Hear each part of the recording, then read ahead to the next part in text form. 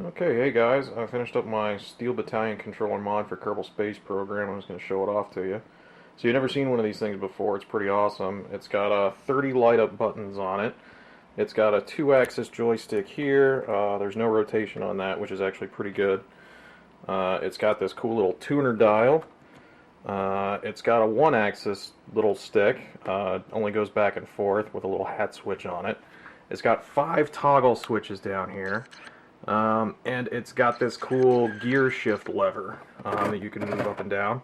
And underneath the desk you can see there's also these 3 foot pedals. So that's the whole setup. Okay, so first I'm going to demo the actual launch controls. So the first thing you do in a Kerbal Space program, whenever you fire off a new rocket, is you turn on the SAS, and then you usually set the throttle to full, and then you launch the actual rocket, which is stage button there. And what's really awesome is you got this covered switch here that also triggers the abort, and that's just really fun to press. So for the joystick bindings, I tried out a couple things. What felt most natural is using the right stick for your yaw and your pitch controls. For rolling, it's actually the foot pedals. The center and right one are bound to a common axis, and since you need to roll a lot less, that makes sense, since it's a lot less precise. Your throttle is the rotation lever, the left lever over here, so it's just a little increments, push your throttle up and down. You've also got a continuous throttle as the left pedal, which is analogous to like a gas pedal in a car. You just hold it down, throttle goes up, let go of it, throttle goes back down. So in the center block you've got the tuner dial here, which controls the warp speed in game. That's pretty awesome. You've also got these red buttons up here. They control the custom action groups 1 through 5. You can hold down this shift key here and they light up, and then they switch to action groups 6 through 10. So that's pretty sweet. You can toggle overlays with these 3. These control your gears, your lights, and your brakes. You've also got a stage lock here. This is your modifier key, so it's like hitting Mod L, and that also turns a flashing light on the ignition button, or the next stage button. So on the left block, you've got all the toggle switches. These switches are the input locks. When they're turned off, you can't send any input through the sticks, so that prevents, cats and toddlers from messing up your game. You've also got a switch here to flip the yaw and the roll axis, which is really handy for flying airplanes. I'll show that off in a minute. And then docking mode switch and a precision control switch.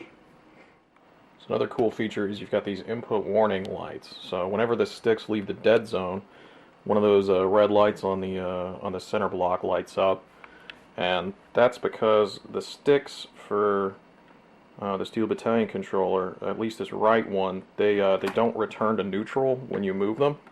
So sometimes it's kind of hard to tell when the sticks are sending input and when they're not. So that gives you a very nice indication of when you're actually sending pitch if you're only meaning to be sending yaw. So here's an example of swapping the yaw and roll axis. Currently the right stick is set to yaw, which will shift your rudder around, which is not very useful for flying airplanes.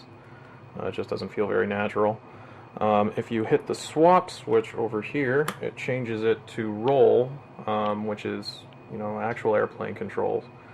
So you can switch back and forth pretty easily between flying space planes, airplanes, and rockets, which is pretty handy. So the last thing is the gear lever here, which controls the mode that the controller's in. So there's different key bindings basically for all the buttons for the different modes. I've been showing you the flight mode here, which is pretty much just the flying controls. You can also shift it down into reverse, and that remaps all the buttons to be used with ship editors.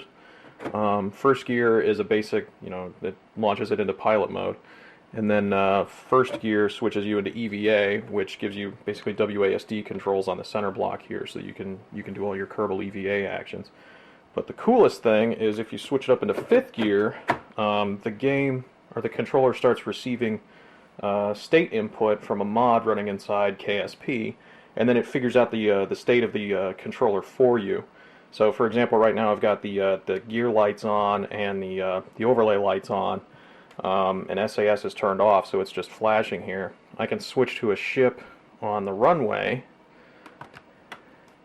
and then it turns on all the controls that ought to be turned on. So RCS is turned on, brakes, lights, landing gears, and that same overlay, and SAS is turned on over here.